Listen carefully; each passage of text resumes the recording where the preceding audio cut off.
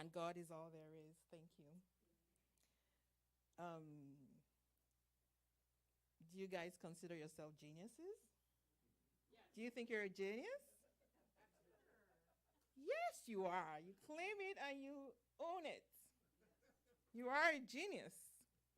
If you can spell us, U-S. Nobody gets that. Okay. So the topic is genius, the genius of and. I think and is inclusive. It talks about being inclusive. It's inclusivity and also opens you up to possibilities. That's not what I want to talk about. Candice will talk about that. I love Jose Silver's definition of a genius. He says a genius is a person who uses his mind and uses his mind in a certain way. And science of mind is all about, using your mind and changing your thoughts. I mean, that's basically it, because the central theme of science of mind is our thoughts are creative. And if we're able to use our thoughts constructively, we can create wonderful things, right? And that's, evidence of that is all around us. Evidence of the things that we see, the cars we drive, the airplanes, everything is evidence of man using his thought to create. Right? And so the genius of it all is that we all are geniuses because we use our minds every day to create. And the first quotation that I came up with, I will talk about the thoughts I had when I first thought about this topic, is we can't live authentically without being in the and. Because and opens us up to different things and, contrast. And it's with contrast that we know what to choose. Reverend Suzette talked about elegant living and being able to choose and figuring out what we value or what we find meaningful to us and what will make our lives fulfilling and meaningful, right? Give us value and satisfaction. So authenticity is possible. It's not possible without embracing the and within us. Our minds like to categorize things into neatly labeled boxes like, I am right or she's right. Let's stretch our minds so we can be right and so can she. Embracing the and is like yoga for the brain. When we train ourselves to hold paradoxes by stretching ourselves out of the boxes of our minds, we stretch into new possibilities and adapt more quickly in a fast-changing world. And we are living in a fast-changing world. Everything is changing quickly. This moment, this time, we don't know what tomorrow brings, but, it will bring something, right?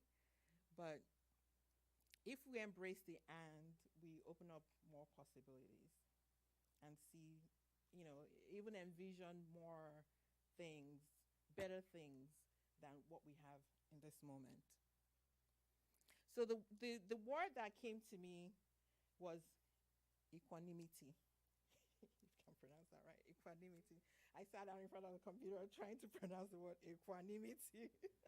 He kept telling me I was wrong.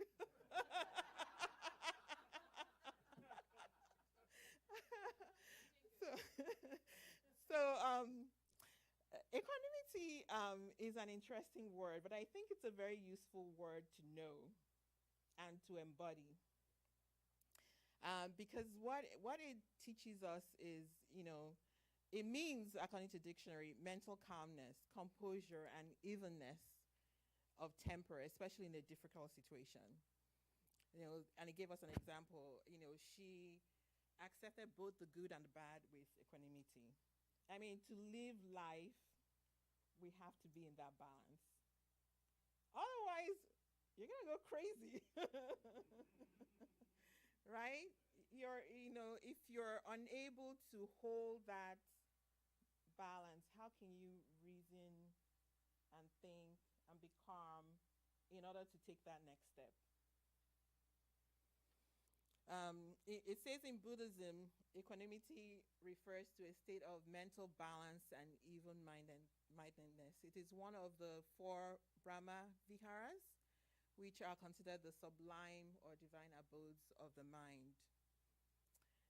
So it's talking about the mind now, and I feel that the mind is um, the central, well, not really, just one of the central places that we need to inhabit and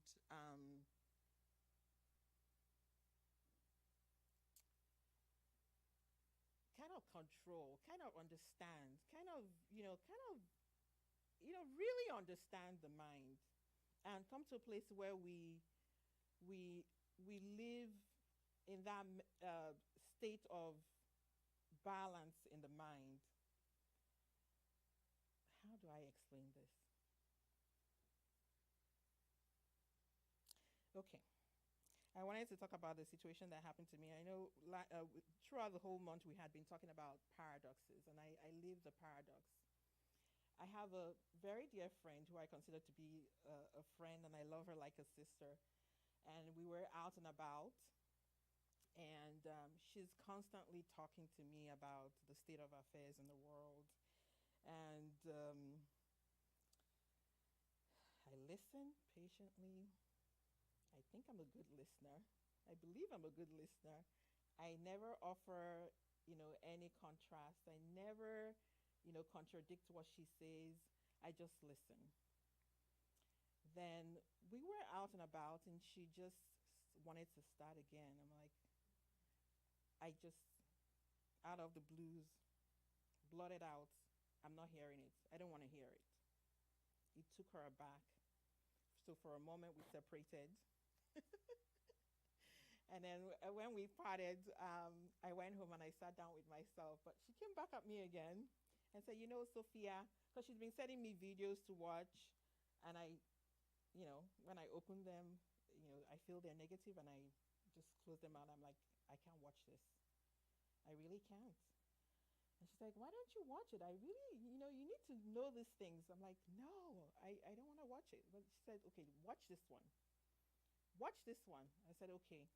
Because I had been asking Spirit, if you really need me to know this, if there's something I really need to do, need to know, reveal it to me so that I understand, what's going on. And so I said, okay, I'll watch this one. At first, I tried. It was negative. I closed it down. She said, Sophia, have you watched it? I said, no. She said, try it, please. I said, okay. I sat down and I finally watched it from beginning to end. 90% of it was negative. But there was one thing that stood out to me. And it was information that I had heard, but this time I saw it in a different way. And it made me begin to think about what was going on in the world. And I thought, maybe this is kind of like a balancing act that's happening. Where, because for so long we have lived in a world where there are stratas, where we have the first world, the second world, and the third world, and whatever other worlds we have. And people are agitating. People from different countries are agitating because it no longer suits the status quo, right? And things need to change. And I think that's what that agitation is all about. I think, what if this is really what's going on? And then I sat with myself and in my heart, and I'm like, what would I really want to be the outcome here?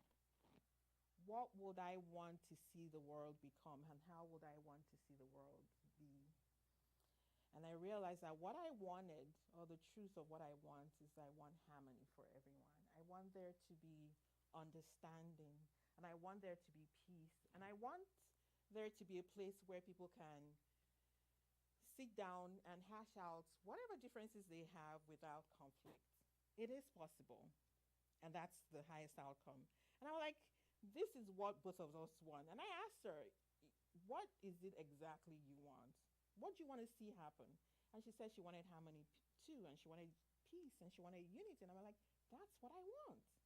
And that's what we can agree on, right? And that's where we can land on harmony, peace, understanding, not just for ourselves, but for the world as well, right? Even though we have this opposing ideas or opinions about how things should unfold, we both want the highest ideal for humanity and for the world.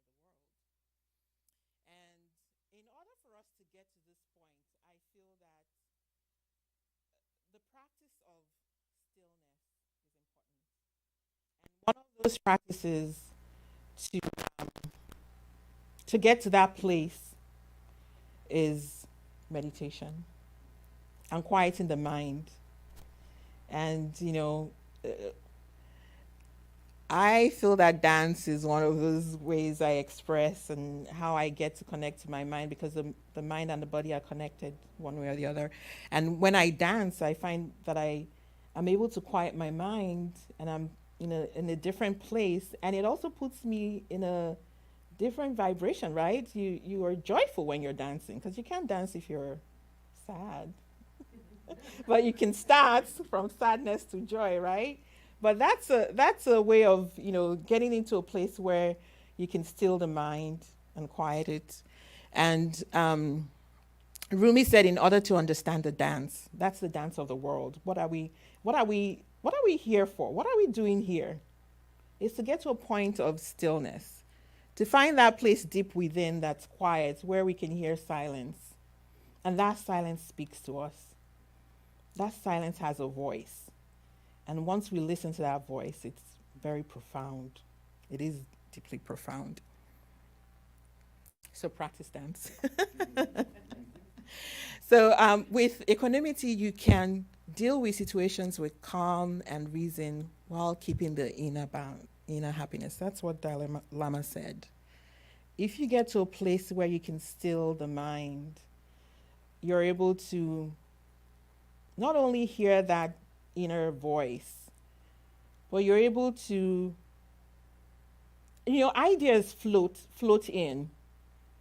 I know that sometimes when I'm after a period where you've like maybe danced and you're just relaxing, sometimes some thoughts come in. I know those thoughts are not my thoughts. They're just like, oh my God, did I just think that? What? They're like thoughts that you yourself did not think, and you did not think that thought. It was something else that thought that thought. It was like a big God thought, right? Yes. You get to a place where you can now make choices that are meaningful, that are useful, not just to you, but to others around you too. That, those are the elegant choices that we need to make. The choices to find love, the choices to find happiness, the choices to find peace, the choice to find understanding in the midst of disagreements. Put yourself in the other person's position and see what they're seeing. Understand what they are seeing. And then, from a place of calm, decide what next to do. Month we have been talking about paradoxes. Our lives are filled with paradoxes. We can either have chaos or peace, grief or joy, believe in X or believe in Y. Politics, you're on this party or that party. Paradoxes are what make our lives flow. So when we have choices between either or and in both, let's take a look at those choices. If we go with the either or choice, it stops the flow. It doesn't allow any room for anything new, anything creative. It just simply gives you a choice between A or B, chaos or peace. About we are a speck in the universe, and yet the whole universe is within us. Or we are like a drop of water in the ocean, and yet the entire ocean is within us. Those are paradoxes. And if we decide we're either or, we get stuck. We stop the flow, we get stuck. So let's get unstuck this morning. And let's go look at and both. So if we look at and both, and we look at chaos and peace, is it possible to have chaos or war and still have peace? I can acknowledge that there is chaos, that there is war in the world. And yet I can go within, look within myself, and remember the truth of who I am, and remember that peace is at the very core of who I am. And so in the midst of this chaos, I can have my own peace. I can be at peace. And by being at peace within myself, I am giving others an example and telling them that they too can be at peace, and there's war. When I am grieving, if I go with either or, I can either grieve or have joy. But when I look at it with and both, I can have both. I can grieve the loss of someone I love. I can grieve deeply. And yet I can remember, and we can talk about the fun we had, the things we did, the pleasures we enjoyed. And so in the midst of that grief, I find joy, and I can have both of them. And that helps to create peace within myself. The world has, I don't know how many thousands of religions. Some of them have a whole pantheon of deities. And I can either look at that and go, oh no, that's I believe there's only one God, that we can only have one God, or we can have all these gods. If I look at it, that it's and both, the religions that have a pantheon of gods, those gods represent different aspects of the divine. And when you really look deep into it, you discover that they're still talking about one source and one love. But they have all these gods describing the different aspects.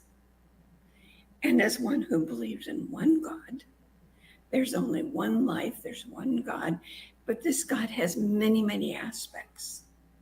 And so here we are coming together again with the and finding peace.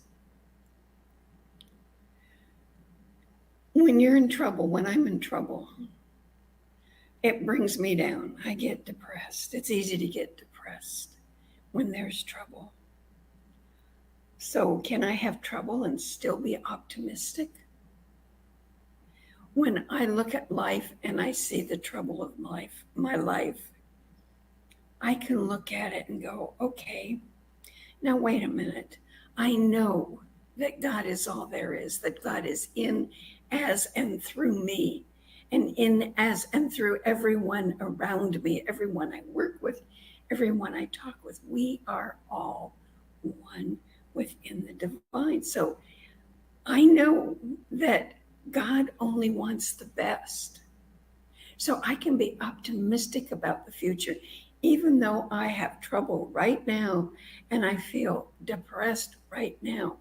I can still be optimistic because I know within me that I have God, and God will get me through the trouble. That love that I hold, that That connection I hold with spirit will get me through anything.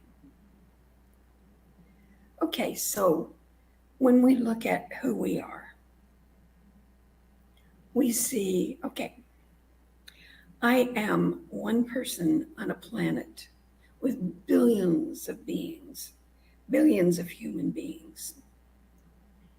And this little planet is spinning around, and it spins around the sun, which is a star, just a little insignificant star in the universe that we call the Milky Way.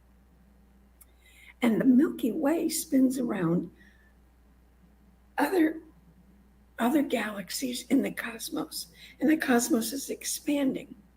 And so here I am, just this little tiny speck, and yet I am one with the universe, which means the whole universe is within me. One speck of water in the ocean, and yet, because that can be both, I can be that little tiny speck, and I can be the entire universe. I can be a drop of water, and I can be the entire ocean. That is the power of and allows for unlimited possibilities. Unlimited. It keeps us in the flow of life, the flow of creativity, the flow of existence. It opens up our minds and allows us to be creative. Somebody looked at pictures. You can take pictures. And you can also have sound that you can record. And if you have either or, you either have pictures or you have sound. And somebody said, hey, wait a minute, there's got to be a way that we can have pictures and sound. And with that creativity, that possibility, look what's happened. Not only do we have movies and things like YouTube, which allow me to be here on an island in the middle of the Caribbean, talking to you thousands of miles away. But it's given us Facebook, it's given us modern telephones where we can look at each other and talk to each other. It's given us Zoom and Skype and all of that because somebody used the power of and. They stepped into those possibilities. They opened their mind. Another way that we use the power of and is when we're cooking. I love to cook. And I'll read a recipe and I'll go, okay, that's good. And I try it out. And it says you can use this or this or this. But no, I'm going to take it and I'm going to use and I'm going to create something even bigger, even better. And see, this is the way God works. When we ask for something in our life, the universe says yes. God always says yes. And better. This God and better. I am so grateful for this God and better. So I thought we'd do a little fun exercise using our minds. So we have a choice. We can have either blue or yellow, one or the other, blue or yellow. So, okay, we have blue or yellow. You can think about what you can do with blue. Think about what you do with yellow.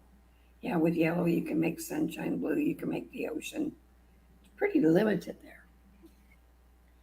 But when we take the power of and we take blue and mix it with yellow, what happens? We get a third color. We get a third color that actually has over 300 shades. There are actually over 300 shades of green. And so by using the blue and the yellow, we can create something different. We can create something more. We can create something beautiful. And that's the way and works in our lives. We can either limit ourselves with either or we can take the and we can get creative and go on adventures and experience life and enjoy life. We were put here to enjoy life. So we can either stay at home or travel. We can either stay at home and do nothing, or we can get out into the world. We can travel, we can explore, we can see new countries, meet new people, have new adventures. That is the power of and. And so the next time somebody says to you, would you like a piece of apple pie or a scoop of ice cream?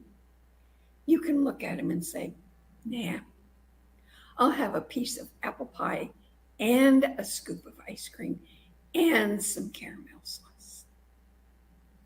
Thank you.